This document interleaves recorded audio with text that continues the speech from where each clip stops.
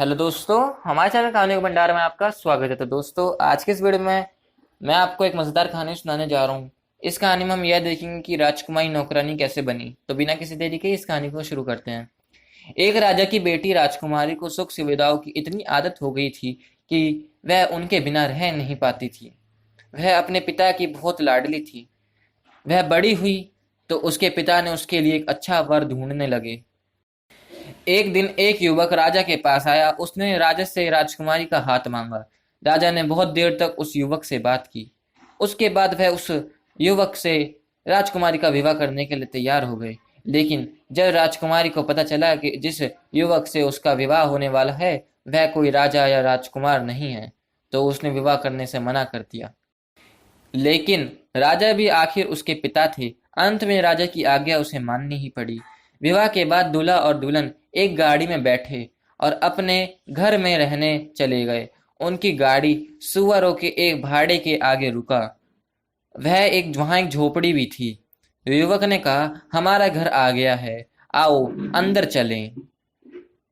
राजकुमारी को यह देखकर बेहद आश्चर्य हुआ कि उसके पिता ने उसका विवाह एक सुअर पालने वाले से कैसे कर दिया, लेकिन वह अब कुछ नहीं कर सकती थी।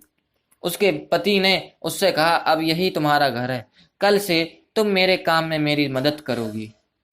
राजकुमारी को यह सोचकर भी घिन आती थी कि उसके चारों ओर सुअर घूम रहे हैं, जबकि उसका पति आराम से वहां रह रहा था।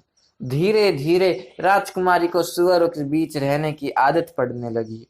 वह अपने पति की मदद भी करने लगी। कुछ महीने बीत गए। अब तक राजकुमारी घर का सारा काम अपने आप करना सीख गई थी, बल्कि उसे यह सब करने में अब मजा आने लगा था। एक दिन अचानक उसका पति उससे बिना कुछ कहे कहीं चला जाता है। काफी देर तक वह वापस नहीं आया। फिर वहां एक बग्गी आई। देखने में यह किसी राजा की बग्गी लग रही थी। बग्गी के कोचवान ने राजकुमारी से कहा, आपको हमारे राजा साहब ने बुलाया है, आइए मेरे साथ चलिए। अब वो कोई राजकुमारी नहीं बल्कि एक साधारण सुअर वाली थी। वो यह सोचकर डर रही थी कि राजा ने उसे क्यों बुलाया है। शायद मेरे पति ने कोई गलती की होगी, उसने ऐसा सोचा। कोचवान राजकुमारी को एक महल में ले आया। यह उस राज्य के राजा का महल था। उसे राजा के सामने बुलाया गया। उसे समझ नहीं आ रहा था कि उससे क्या भूल हो गई है। उसने हिम्मत करके राजा की ओर देखा। वह पूछने ही वाली थी कि उसे यहाँ क्यों बुलाया गया है, तभी उसे लगा कि उसने राजा को पहले कहीं देखा है। ध्यान से देखने पर उसे पता चला कि सामने राजा सिंहासन पर कोई और नहीं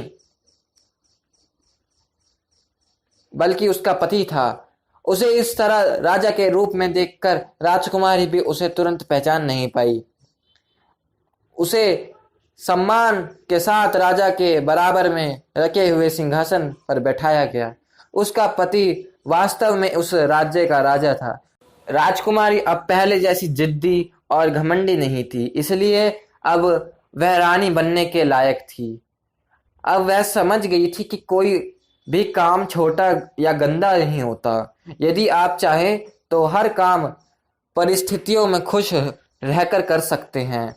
तो दोस्तों, अगर आपको हमारी यह कहानी अच्छी लगी हो तो प्लीज़ हमारे चैनल को सब्सक्राइब करें, वीडियो को लाइक करें और शेयर करें। राधे राधे दोस्तों।